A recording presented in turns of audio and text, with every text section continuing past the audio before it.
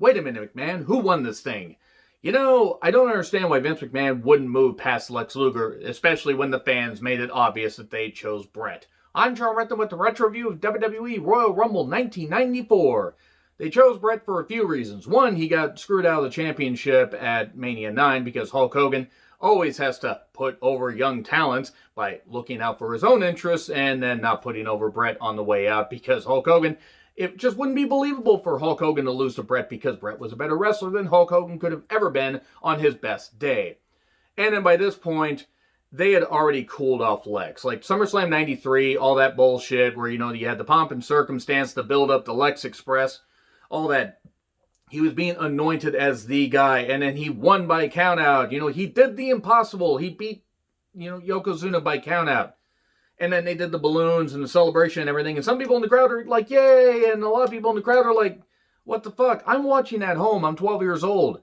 And, I'm watching with a few friends and we're like, he didn't win the title. Why is he celebrating? What is going on?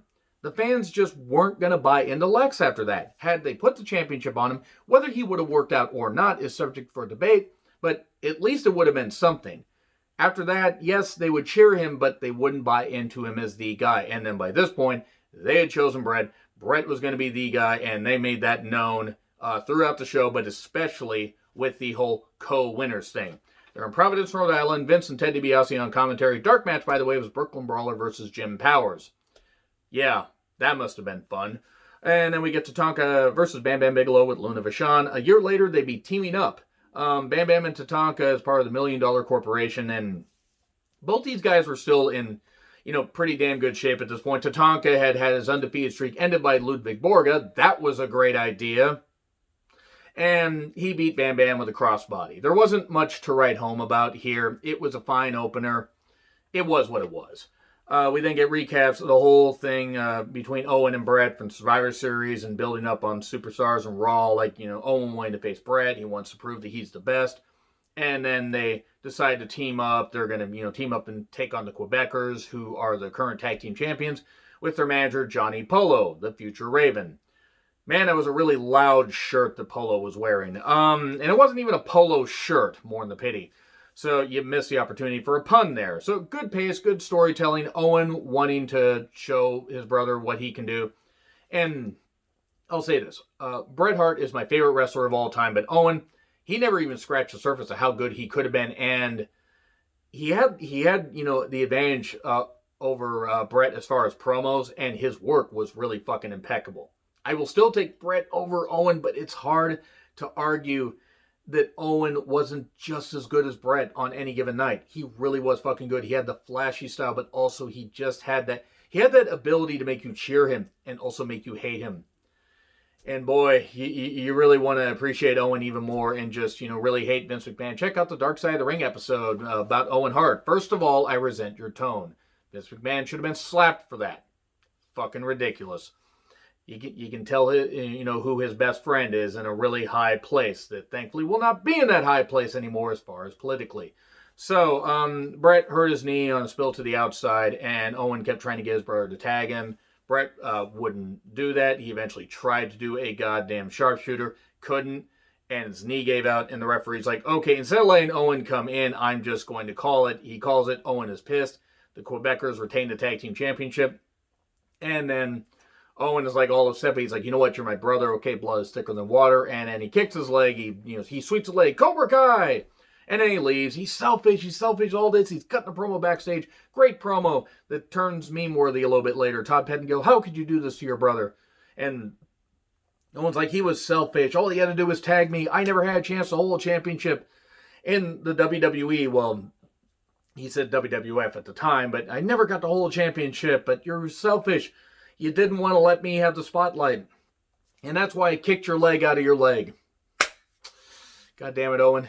That joke will continue to live on. I mean, a lot of Owen quotes and a lot of Owen moments will continue to live on. But that one it's so funny. And yes, he was caught up in the moment. He was supposed to say, that's why I, kicked your leg out from under you. But that's why I kicked your leg out of your leg. Just fucking gold. And then we have commentary talking about, what happened, what Owen did.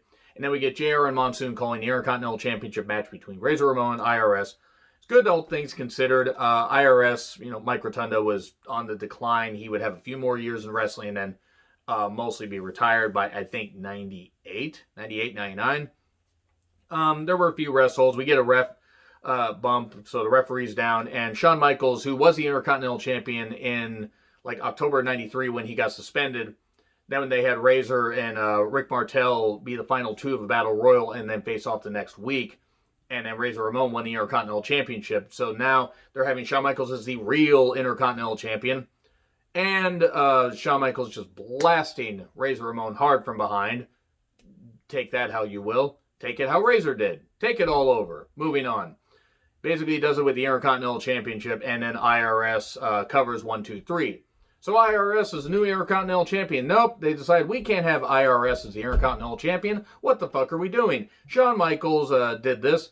The referee comes down and says, no, he did this. One of the only times that the referee said, hey, I was watching backstage and I saw this happen. And then Razor's Edge, 1, 2, 3. I don't even think they rang the bell.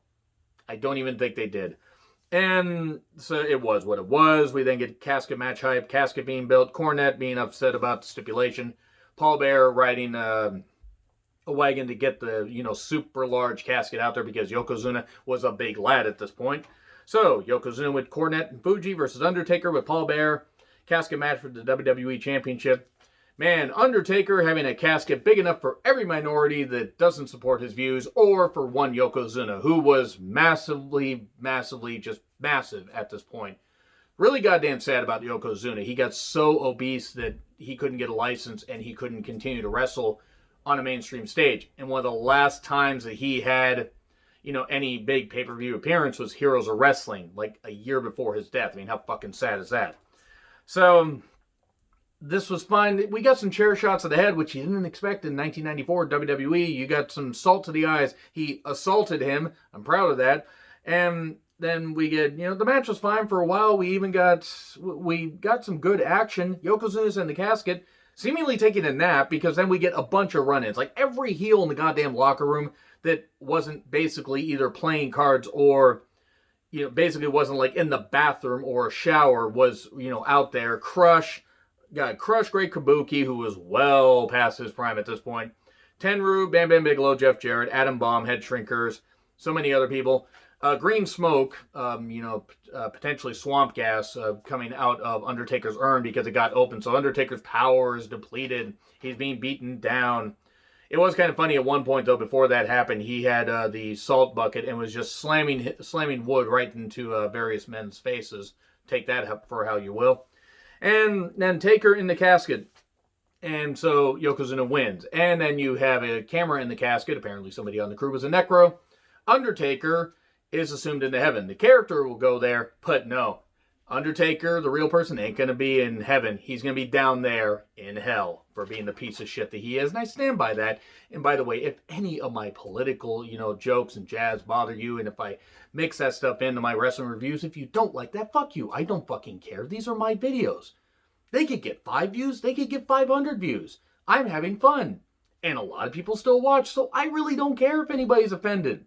Because a lot more people agree with me, and I've cut off family members that, want to believe that bullshit. So if you think that cutting off family members is going to matter to me, it doesn't. Cutting you guys off isn't going to matter either. So thank you guys for sticking around. We can all have different opinions on wrestling. But no, if you agree with Undertaker's political views, get the fuck off my channel. You don't fucking belong. You don't belong in my America, because that's real America. And if you don't fucking like it, fuck the hell off.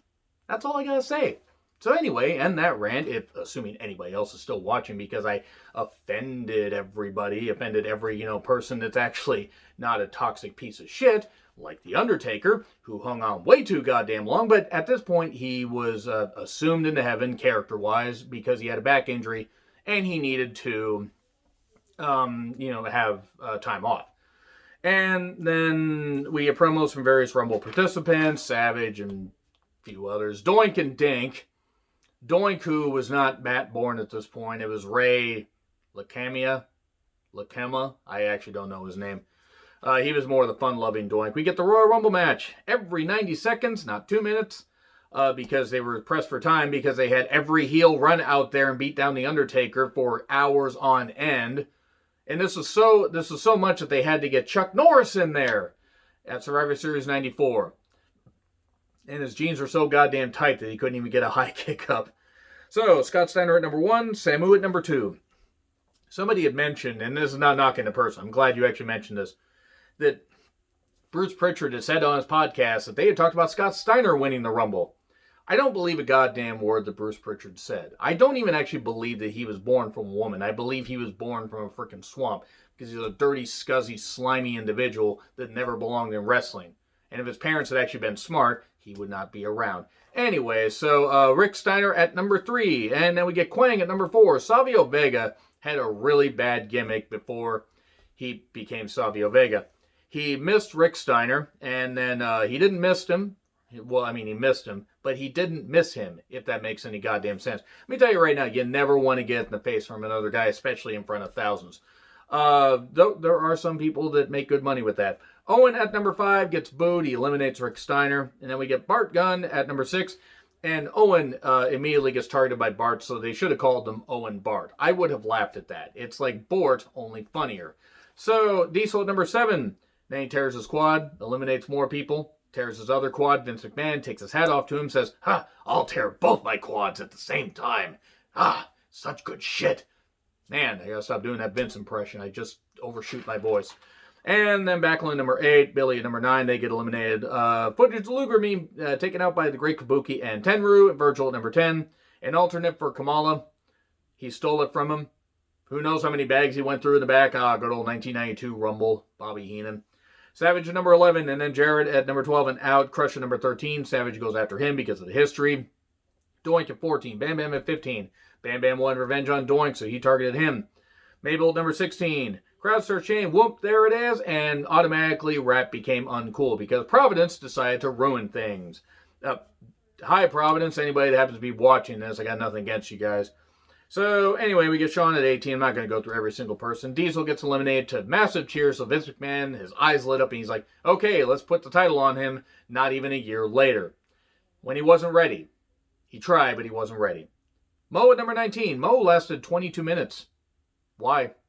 Why were they that desperate to have people last that long? So they had one of a guy that was really nice, but just wasn't all that good in the ring. What the fuck? So Greg Valentine, fresh off of yelling at the women's roster to stay in the goddamn kitchen, and a bunch of other shit that Greg Valentine has said. Kabuki number 22, Luger 23 to a big pop. He eliminates Kabuki soon after, which is good because Kabuki looked like he was winded. Tenryu at 24, legit tough. He lasted a bit. Number 25 was supposed to be Bastion Booger, but he didn't show up. They thought it was Brett. No, it's not Brett. Rick Martel 26 and 27 goes off, and they're wondering. Brett comes out limping along and basically sells his leg a whole lot. And then Marty at 29. Fatu at 28, by the way, for The Rock, for the people. Adam Bomb at number 30. I think he was out in like 4 minutes. It's down to Brett and Luger. They go over the top at the same time. Wait a minute, McMahon. Who won this thing? And then Luger's music plays first. Some cheers. But then a lot of boos. Like, once it cooled off, once there was an initial reaction, like, no, we want Brett. What the hell? It's not that we hate Luger, we just want Brett. Brett's music plays, massive cheers. There might have been a few boos sprinkled in there, but there were a lot of cheers because Brett was really over. They're co-winners, and it was ass. And Brett gave the whole co-winners thing a 4 out of 10. Yeah, this Rumble had some moments. The Rumble match actually was overall not that bad. It was certainly better than 1993. But there were just some issues with this show overall. And the 90-second thing I actually didn't mind. And Diesel had a really good run. I just still don't understand why Mo lasted 22 minutes. But anyway, agree, disagree with what I said. Like, share, subscribe. Twitter handle in the description. I'm John Retlin. I'll see you soon.